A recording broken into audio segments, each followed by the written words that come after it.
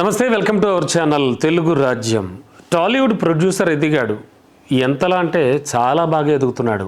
ఒక star hero cinema పెద్ద hit అయితే జిఎస్టీలు కానీ ఆ ట్యాక్సులు ఈ ట్యాక్సులు అన్ని ఎక్స్పెండిచర్స్ పోను ఎంత మిగిలినా కూడా సినీ నిర్మాణం అయితే ఆపకూడదు కదా. ఇది ముఖ్యంగా తెలుగు సినీ రంగంలో జరుగుతూ వస్తోంది.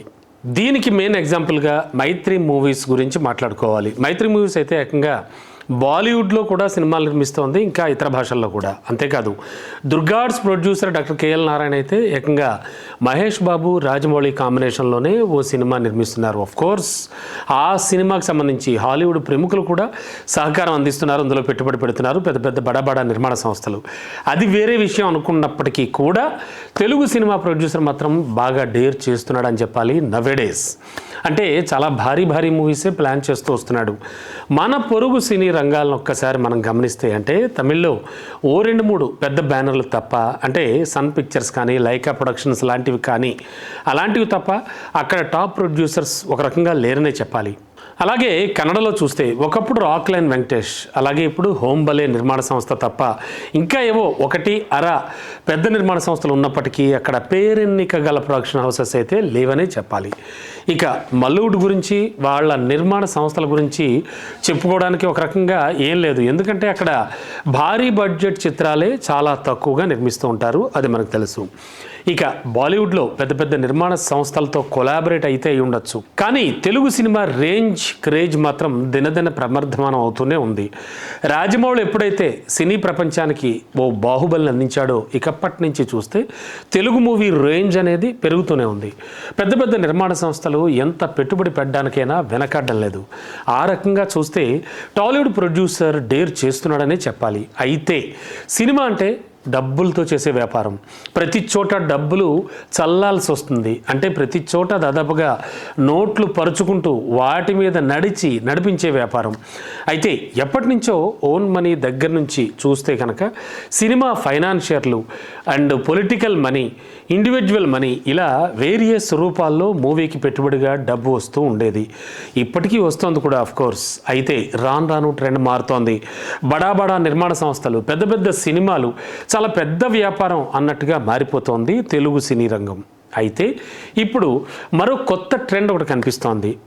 అంటే ఇప్పుడు ప్రతి ప్రొడక్షన్ హౌస్కి సరైన ఫైనాన్షియల్ బ్యాకప్ కూడా ఖచ్చితంగా ఉండి తీరాలి. మరి టాలీవుడ్ టాప్ బ్యానర్ చూస్తే మైత్రి సంస్థకి ఇలాంటి ఆర్థిక సహకారం బాగా కనిపిస్తోంది. అది కూడా బాలీవుడ్ పాపులర్ సంస్థ అయిన టీ సిరీస్ నుంచి అందుతోందని సమాచారం. సరే, మైత్రి తీసే పాన్ ఇండియా మూవీలన్నీ బాలీవుడ్లో మార్కెటింగ్ పనులు కానీ ఇతర లావాదేవీలు, అంటే అక్కడ జరిగే ట్రాన్సాక్షన్స్ ఇవన్నీ కూడా టీ సిరీస్తోనే ఉంటున్నాయి.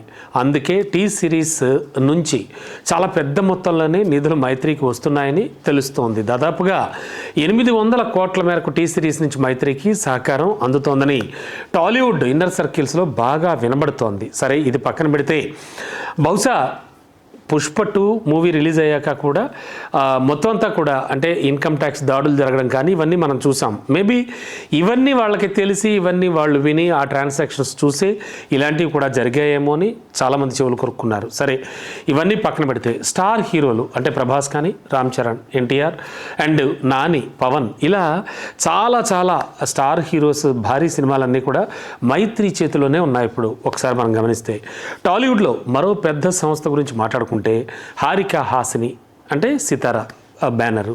ఈ సంస్థ అయితే కొన్నేళ్ల క్రితం biggest group in Hyderabad My Home Group cinema విభాగంతో కొలాబరేట్ అయ్యి ఉంది.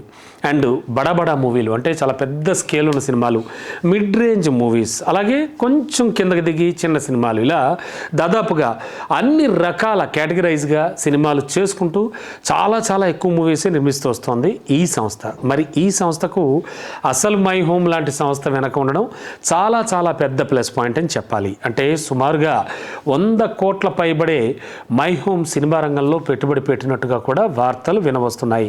అంతేకాదు దీనికి బెస్ట్ ఎగ్జాంపుల్ పూరి జగన్నాథ్ డైరెక్షన్లో విజయ్ దేవరకొండ హీరోగా లైగర్ మూవీ కూడా వాళ్ళ నిర్మాణ భాగస్వామ్యం ఉందని, అంతేకాకుండా ఆ తర్వాత పూరి దర్శకత్వంలోనే మై హోమ్ గ్రూప్ జనగణమన పేరుతో ఒక మూవీ నిర్మించి సగంలో కూడా ఆఫ్ చేసిన సంగతి మనకు తెలుసు. సో ఇలా అంటే మై హోమ్ గ్రూప్ మాత్రం బ్యాకప్ ఉంది. ఇక సీనియర్ సంస్థ గురించి మాట్లాడుకుంటే అదే గీతా ఆర్ట్స్ సంస్థ. అది ఇప్పుడు GA2గా కూడా ఉంది. అంటే ఇంకో సంస్థ కూడా ఉంది వాళ్ళది. అంటే వీళ్ళకైతే ఎవరో సహకారం అందించాల్సిన పని అయితే ఉందా అంటే నాకు తెలిసి లేదు. ఎందుకంటే గీతా సంస్థనే చాలా పెద్ద ఫైనాన్షియర్ కదా. మరి ఏషియన్ సినిమాస్ కూడా అదే విధంగా తనకు తాను అతిపెద్ద ఫైనాన్స్ బ్యాకప్ కూడా కలిగి ఉంది. అది మనకు తెలుసు.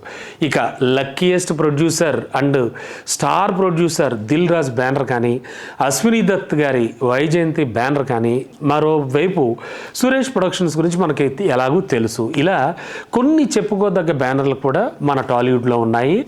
ఇప్పుడు టాలీవుడ్ మూవీ రేంజ్ మారడంతో ఈ నిర్మాణ సంస్థలు కూడా ఇతర పెద్ద పెద్ద నిర్మాణ సంస్థలతో కొలాబరేట్ అవ్వాల్సి ఉంది. ఏది ఏమైనా టాలీవుడ్ మూవీ రేంజ్ అయితే మాత్రం మారింది. ప్రొడ్యూసర్స్ కూడా చాలా చాలా డేర్ చేస్తున్నారనే చెప్పాలి.